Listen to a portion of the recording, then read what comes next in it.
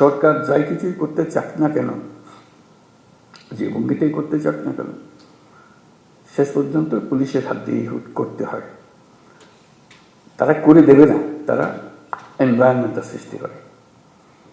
ওই এনভায়রনমেন্ট না থাকলে তাহলে কোনো কাজ আর হয় না।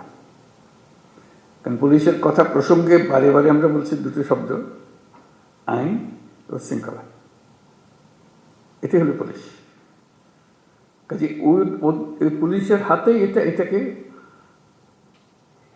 এক্সিকিউট করা, এটাকে এই পরিবেশ সৃষ্টি করা, আইনের পরিবেশ সৃষ্টি করা।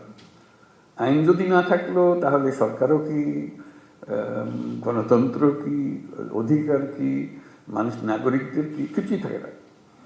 কাজে এটাই ছিল মূল জিনিস, যে আমরা পুলিশকে অবহেলা করে কিংবা পাশ কাটিয়ে গিয়ে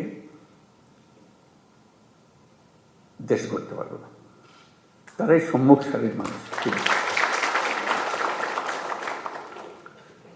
তারা ক্ষেত্র প্রস্তুত করলে তখন বাকি জিনিসগুলো হয়, তখন বীজ লাগানো হয়, চারা লাগানো যায়, সবকিছু হয়। আইন না থাকলে, শৃঙ্খলা না থাকলে যত বড় বড় চিন্তাই হোক, যত টাকাই ঢালুন, কোনো কাজে আসবে না। কিন্তু সেই জন্যই পুলিশের গুরুত্বটা মনে মনে খুব অনুভব করছিলাম, যে একবার বসি, নিজেদের মধ্যে একটা আলাপ আলোচনা করি, কি করা যায়, কিভাবে অগ্রসর হব।